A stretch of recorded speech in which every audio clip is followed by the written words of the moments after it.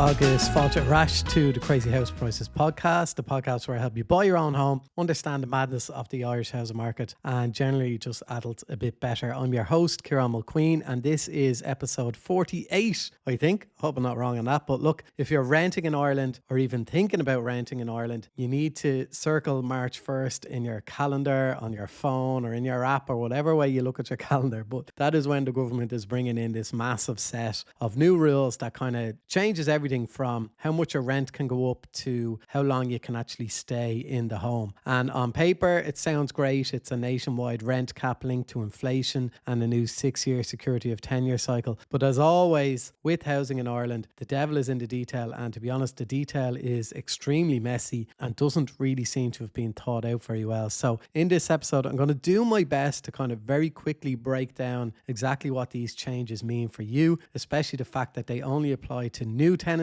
And then I'm joined by housing expert Lorcan Sir for a deep dive that is a bit of an eye-opener. So we talk about kind of things like junk fees that landlords are using to dodge rent caps and a potential loophole where large landlords can split their companies to get around the eviction ban. So Lorcan calls the whole thing a minefield, and after recording with him, I tend to agree. It's complicated, it's very confusing, but hopefully by the end of the episode, you'll know exactly where you stand. So let's get into it. Okay, so from the 1st of March 2026, the government is bringing in a big set of rental rule changes. So they cover 3 things: rent increases, your right to stay, and when a landlord can end a tenancy. So these rules are planned for new tenancies created on or after the 1st of March 2026. So if you're already renting and your tenancy started before that date, these new rules do not apply to you. But one quick note, this still needs legislation to fully bring it in, but the detail has kind of been set out clearly by the government, and the Citizens Information website is really good. So it's worth understanding this now. So one, who this applies to. So from the 1st of March 2026, the new rules apply to new tenancies in private rented homes, including HAP and RAS. So student specific accommodation, approved housing bodies, and cost rental. But the rent increase rules do not apply to approved housing bodies or cost rent. It does not apply to local authority tenants or if you rent a room in the landlord's home and you share that with them. Then number 2, rent increases. So the RPZ system is effectively replaced for new tenancies. So for rent increases, the cap becomes nationwide for these new tenancies. It will no longer depend on whether you are in a rent pressure zone or not. And the cap works like this: the maximum annual increase is the lower of either inflation or 2%. So if inflation is 1.5%, the most your rent can go up is 1.5%. If inflation is 3%, the most your rent can go up is 2%. So it's either going to be 2% or less. And inflation here means the consumer price index. And there are a few key exceptions then. So from the 1st of March 2026, the 2% cap will not apply to new developments of newly built apartments and student-specific accommodation where the development has a commencement notice after the 9th of June 2025. In those cases, rent increases follows the consumer price index without the 2% ceiling. And then number 3, so resetting the rent to market value and the no-fault eviction protection. So under these changes, landlords can still review the rent each year, but increases must stay within the cap I just explained. And separately, landlords will be able to reset the rent to what they call market value if the previous rent was below the market value and one of a set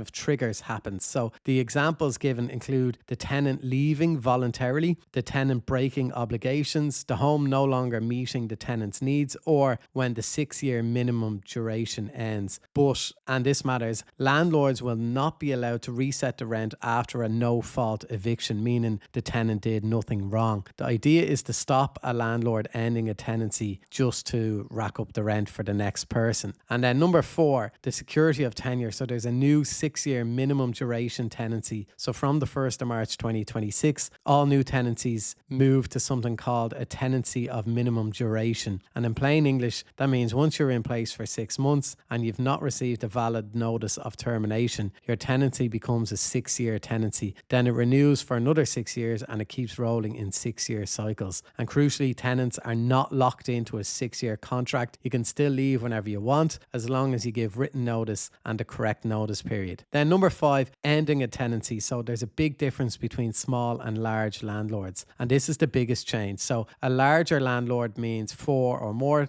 properties, and a smaller landlord means 3 or fewer properties. So for larger landlords, during a tenancy of minimum duration, they can only end a tenancy for a small list of reasons, like the tenant not meeting obligations or the property no longer being suitable for the tenant's needs. And they will no longer be able to end a tenancy just because they want to sell or move in themselves or move in a family member, renovate or change the use of the property. They can still sell the property, but the tenant stays in place. But then for smaller landlords, during the 6-year minimum period, they can end a tenancy for a few extra reasons. These include hardship or needing the property back for themselves or an immediate family member. This is really open to interpretation. And then after the 6 years is up, smaller landlords then get additional reasons to end it, including intending to sell, substantial refurbishment, or changing the use of the property. So practicality wise, what should you do if you're renting or you're about to rent? So if you're signing a new tenancy from the 1st of March 2026, you should do these things. First, ask one direct question. Are they a smaller landlord, meaning 3 tenancies or fewer, or a larger landlord, meaning 4 or more? Second, ask if the home is a newly built apartment in a new development or student-specific accommodation, because that changes how the rent cap works. And then third, keep everything in writing. Rent review notices, any issues with the property, and any warnings or complaints. And fourth, if a landlord claims market rent on a reset, ask what they are using as proof. Under the government plan, they still need to show it's fair compared to similar properties. So that is the nutshell of kind of the March 2026 changes. New tenancies only, a nationwide rent cap linked to the consumer price index with a 2% ceiling for most, and a new 6-year minimum duration tenancy after 6 months, and much tighter limits on when landlords can end a tenancy, especially for larger landlords. But a lot of this is very, very open to abuse, open to interpretation, and it's all very, very vague. So what we're going to do now is have a little chat with Lorcan Sir about some of the problems with this, some of the things landlords or developers have written to the government about, and just kind of get a feel for what's going to happen. And just a bit of a spoiler alert,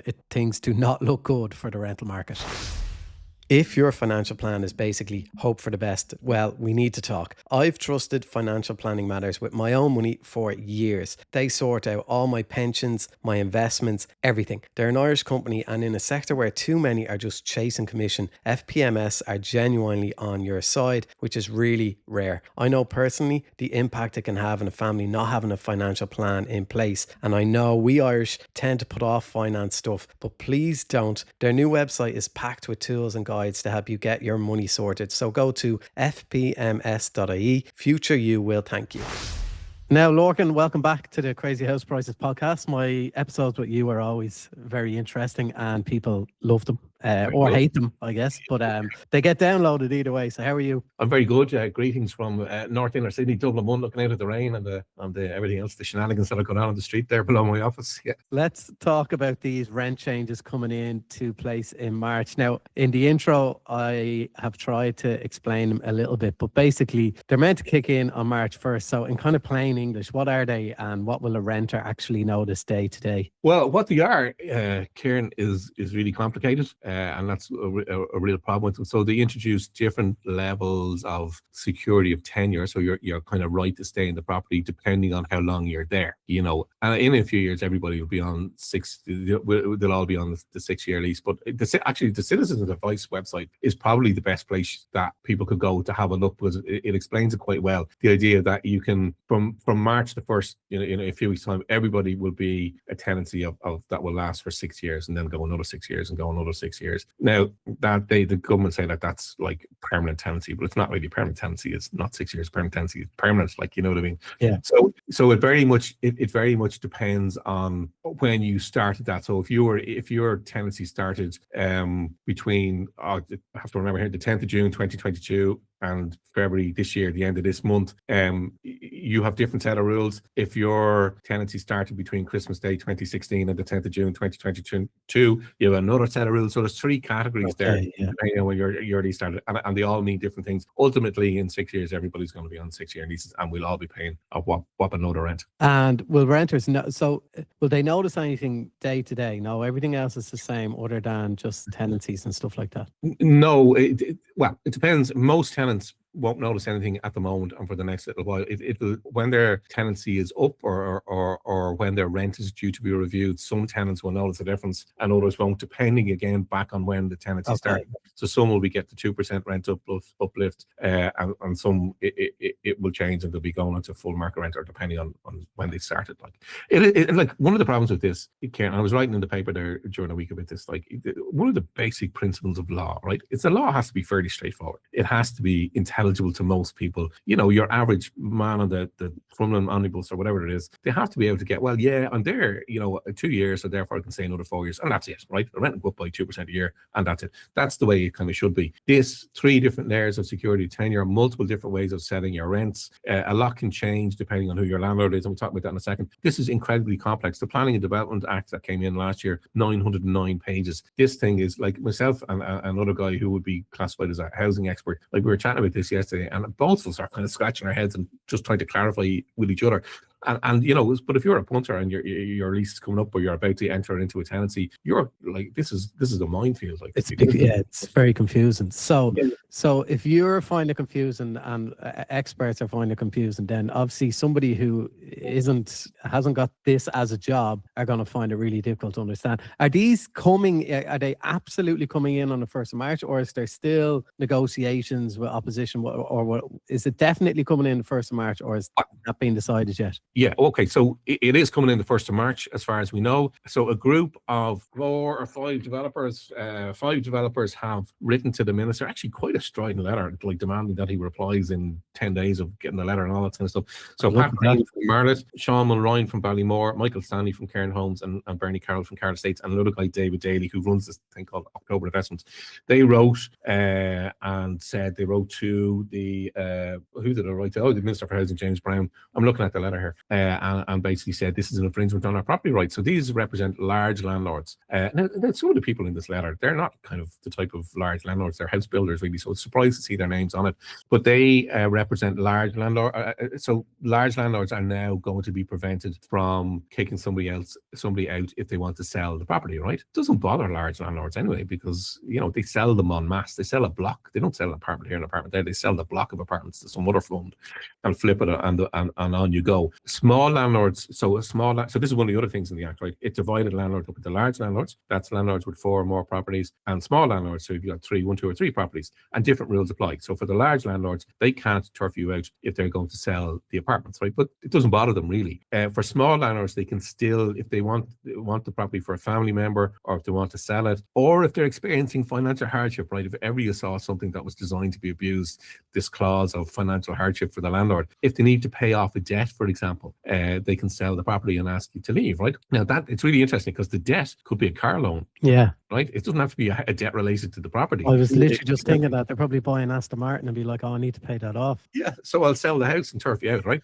So this is one of the other mad things about this piece of legislation, is that it divides up the landlords into the smalls, and like where the cutoff of 4 came from, nobody knows. Like, why isn't it 40? Why isn't it 2? Why isn't it 104? Whatever. Nobody seems to know, and the Department of Housing couldn't seem to be able to justify that. Now, the issue there is, right, if you are sitting in hipster Dublin 8 there, and you're renting your property for €2,750 a month, right, from a large landlord, and the large landlord has, say, 8 properties, right? He's now a large landlord, or she's now a large landlord, and they divide that into 3 companies of 3, 3, and 2. Now different rules apply, right? And now they can turf you out if they're going to sell the property. Whereas 2 weeks ago, when they were one large entity with 8 properties, they couldn't do that, and now they can. And there doesn't seem to be anything that can stop them doing that. So you've done nothing wrong. You're paying loads of money. You're living in Hipsterville in the south inner city, and then suddenly you can be asked to leave because your landlord has decided to break up their company into 3 different ones. That's really wrong. That's totally unfair. It introduces total uncertainty then for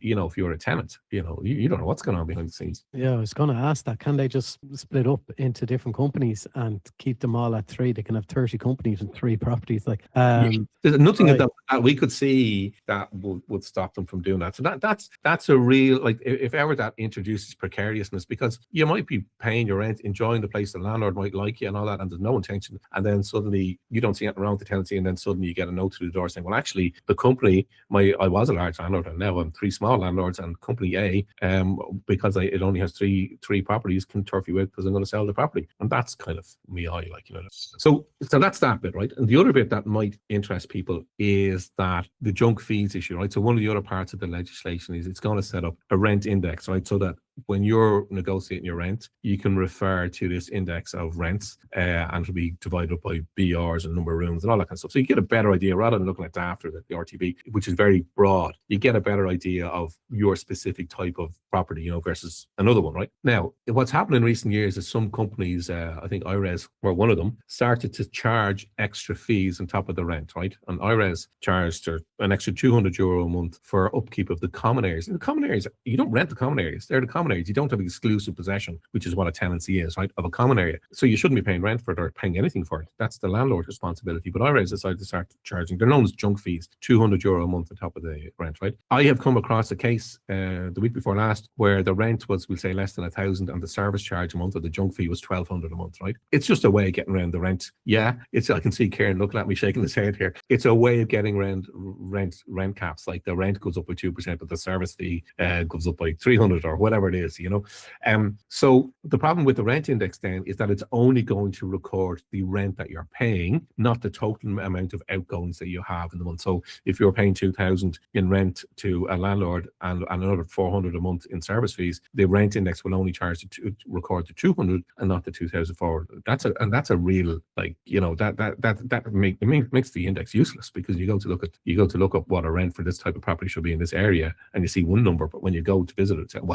there's another 300 a month in it for a service charge. That's crazy. So what's the solution to that then? How do they come up with one? The solution is that the figure that should be recorded should be rent and any other charges, so that anybody looking at the rent index to kind of negotiate with the landlord in due course, over what the rent should be, will get a full and fair reflection of what the monthly outcomes are going to be. Now, the problem there is, the problem with having a rent index that's useless, it's useless for tenants or people looking to rent, but also those rent indexes are then used to inform public policy, so the minister looks at rents aren't going up, so therefore we'll do something not great for tenants. When actually rents might be going up, but the service charges are suddenly the new thing, and they're going up, or additional monthly charges are going up. They're all over the US and usually large landlords, but it's going to start happening here. I can see this happening here. That's a huge problem. Oh my goodness! Right, so the rental market's in a mess as usual. So it's not looking like it's getting any better. No, there was one good thing they could have done. It's not getting better, Kieran, because they keep doing everything. They keep acceding to the narrow sectoral interests of large landlords, basically, right? Of